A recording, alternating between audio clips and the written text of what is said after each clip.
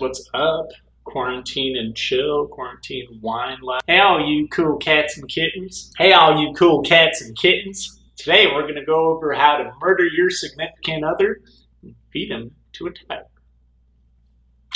Actually, today we're going to learn about grape varieties and dogs, but mainly grape varieties. Coming live, I'm reporting live from the living room in the middle of a quarantine, very long quarantine. I said, you know what I'm going to do? Instead of laying in bed and doing nothing, I'm going to teach some people about some wine. So without any further ado, no more lollygagging. We're just jumping straight into it. We're talking about grape varieties today. Now, there's only three things that dictate how a wine tastes. One, the grape variety. Two, where the grapes are grown. Three, the guy who makes the grape. So today we're talking about numero uno, the grape variety. So grape variety, this refers to the actual specific type of grape that goes into your wine. So grapes are typically divided into two colors, white and red. So you have your white grapes that usually make white wine. You've got your red grapes that usually make red wine.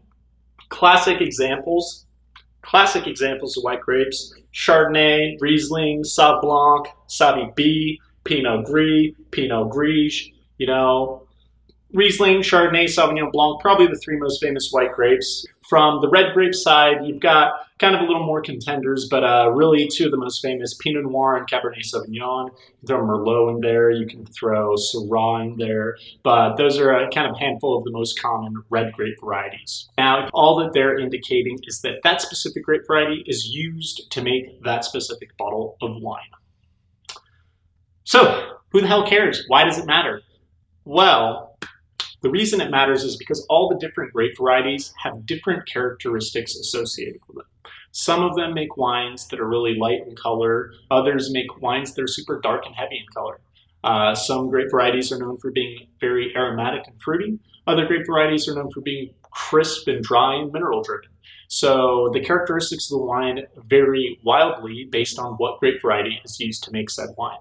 Now, if that's a little confusing, think of it kind of like the breed of a dog. If your neighbor, little Susan right across the street, Susie comes up and she's just like, listen, Ron, I just got a dog. That doesn't tell me a whole lot. She's got a dog, it's not a cat, but I don't know what the hell kind of dog it is. Now, on the other hand, if Susie comes up and she's like, hey, Ron, guess what? I got a German Shepherd.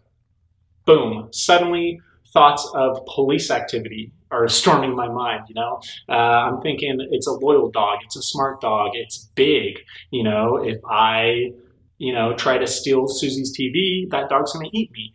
All these thoughts are conjured in my head because that's what's typical for German Shepherds, Bear in mind, I've never met Susie's German Shepherd, but I still have assumptions and opinions on what kind of dog it is because I'm familiar with the breed of dog. I have opinions on that dog even though I've never met it because I already know what the breed is like. Now, similarly, if I go to my neighbor's house, they invite me for a nice dinner and they say, hey, I've got a nice bottle of wine to be, waiting for us to be drunk with dinner. I don't really know what it's going to be like. It could be white, it could be red, it could be champagne, rosé, anything. Now, if they said, hey, I've got a nice bottle of Cabernet Sauvignon ready for us to be drank, I know pretty well what to expect from that wine.